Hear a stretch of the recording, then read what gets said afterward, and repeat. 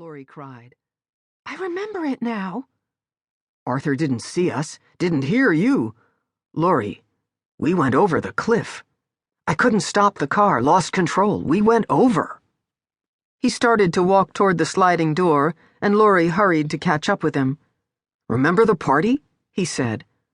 40, 50 people here. Where are they? When was that? How long have we been? Whatever the hell we are.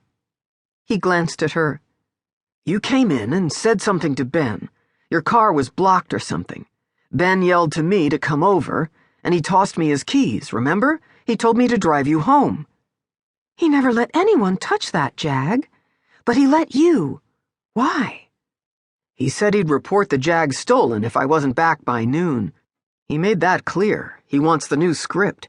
He'd let me play with his pretty shiny toy for a while, but at the stroke of noon, reel me in with the play in hand. He tried to open the sliding door, but it was locked. After a momentary pause, he walked through the door. He heard Laurie gasp, and then she was inside too. Full access to the estate, he said in a low voice. Another rule. I knew we could do that. Come on, I want to find Ben, see what the bastard is up to. Laurie pulled him to a stop.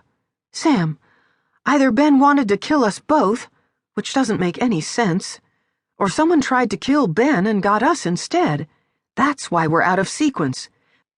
Ben's supposed to be dead, not us. She sounded indignant. Although she did not add, it's not fair, it was implied. Exactly, he said, and I want to find out what he's doing about it. The room they had entered was what Ben called his party room. A long bar dominated one wall. Scattered seating arrangements of easy chairs, tables, sofas, and more tables could accommodate up to 100 people, possibly more. The colors were bright red, royal blue, emerald green, with a lot of gilt here and there, a lot of crystals dangling from chandeliers. It was hideously expensive, Sam knew, having been told several times by Ben, but to Sam's eyes it was tawdry, carnival-like, and cheap. He hurried on through, past a sweeping staircase, into a broad corridor. Down this way was Ben's office, Laurie's office, a screening room, a study, other rooms. Abruptly, he stopped his forward march and caught Laurie's arm to stop her. Ahead, Darla Spencer stood with her ear close to the study door, which was open a crack.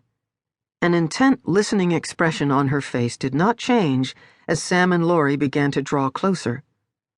Darla was beautiful, with long ash-blonde hair that shone like platinum, limpid aquamarine eyes, peerless cheekbones, flawless teeth, and a supermodel's perfect body, formed after leaving that profession and gaining 10 pounds. That was what Darla had done when she was discovered by Ben Carnahan and turned into a cinema superstar.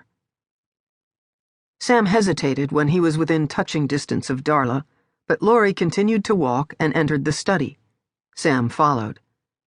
Ben was striding around the room the way he always did, forcing his audience to keep swiveling about to keep him in sight, to pay rapt attention to every word. Ben was a massive man, 6 feet 4 inches tall, close to 300 pounds, with a great upper body rather like a buffalo, it was often said of him. With sandy hair, thinning and down over his ears, a tendency toward a double chin, widely spaced and deeply set dark eyes, he owned any room he occupied. He had a deep, resonant voice that could rise decibels to an ear-hurting volume. Who's the fat guy? Sam asked, nodding toward a man who seemed to be cowering in a chair. Cy Wanamaker, his lawyer, Laurie said. Scared to death of Ben. The other one is Harrison Coulson, his producer and partner. Shh, listen. I don't care what the goddamn protocol is. Ben was bellowing at Cy Wanamaker. Get one of your guys over there and get that script. Sam said it's half finished. I want that half, and we'll go on from there with it. Ben, be reasonable. I told you the police sealed his apartment, padlocked until they get the tox report, and his sister won't even talk to us. She has her own lawyer handling everything. His sister had come?